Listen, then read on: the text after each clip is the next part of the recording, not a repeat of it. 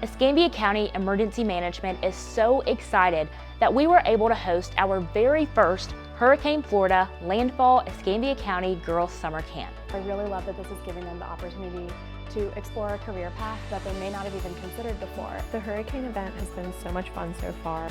I am so grateful to serve as program manager, but camp wouldn't have been as successful as it was without my fellow advisory board members, Tamika Williams, Kelly Goad, Crystal Bell Rivera, Chandra Jenkins, and Vanessa Phillips. We also had 15 mentors, in which half of them volunteered with us for the duration of camp. We were able to welcome in 16 young women that will be entering 7th, 8th, and 9th grades for the 2024 to 2025 school year right here in Escambia County.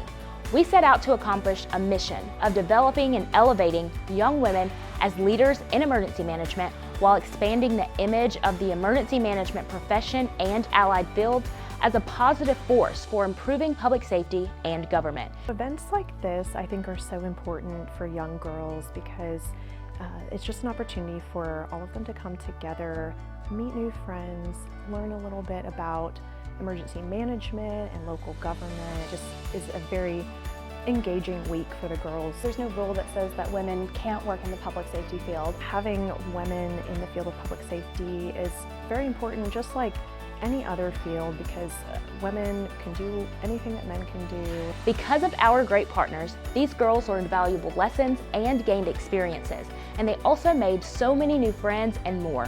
On day one, Casey Lagarde with Escambia County Strategic Communications taught the campers how to confidently introduce themselves.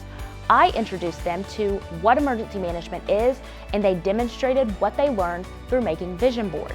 Chandra led them in a personality test, and they were able to learn more about their personalities. Crystal and Kelly taught them how to cook with emergency supplies using MREs, and they were able to have their meals judged through an Iron Chef competition.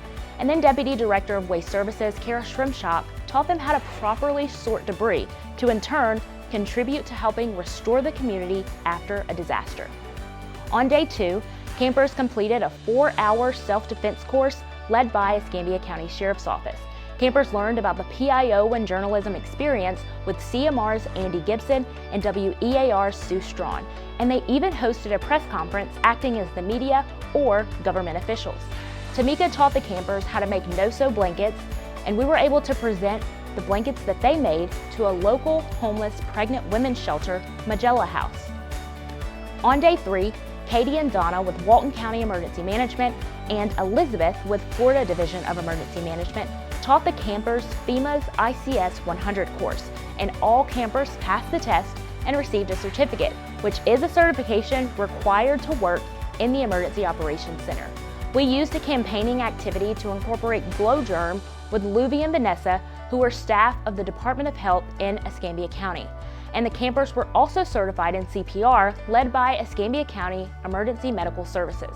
On day four, Angela Walden explained the role of Escambia County Area Transit before, during, and after a disaster, and we were able to ride an ECAP bus to the beach, where Pensacola Beach lifeguard Lexi Montgomery taught them all about beach safety. And Morgan Berry with the National Weather Service taught them about hurricane season and other weather hazards. Back at Public Safety, Pensacola Fire Chief Jenny Craner and some of her firefighters taught the campers how to operate a fire extinguisher, and Shanae with Escambia County Communications spoke to them about when to call 911 and how a dispatch center operates. This camp is so important because for me as a female in emergency management, there's not many of us. It's about 38% of women in the emergency management field in all of the United States, and that's just too low of a percentage. None of this could have been possible without our generous sponsors.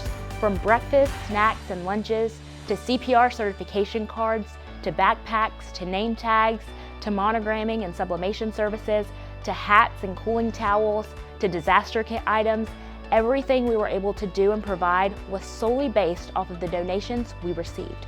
We have to give a huge shout out to our presenting sponsor, the Department of Health in Escambia County. Our platinum sponsors, the State Law Enforcement Trust Fund through Escambia County Sheriff's Office and Bob Tyler Toyota. Our gold sponsors, Cracker Barrel, Cheddar's, and Bubba's 33.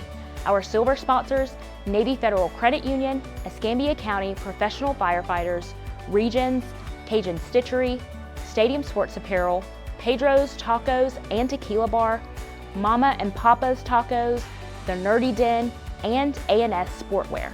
Our bronze sponsors, Walmart, International Association of EMTs and Paramedics, Local Escambia, Santa Rosa Island Authority, American Red Cross of North Florida, Sandy Sansing, Sam's Club, Chick-fil-A, and Visit Pensacola. Other community partners include those listed on your screen.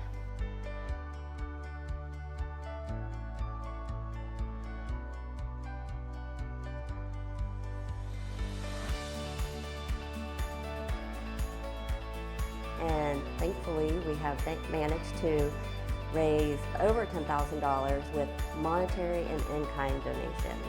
And we are so appreciative to all of our community partners. It's important for women to be in the field of public safety because when women feel empowered, there's nothing that we can't do. And this is a great opportunity to show girls at a really young age that if you're passionate about something and you put your mind to it, then you will succeed far beyond you could have ever imagined.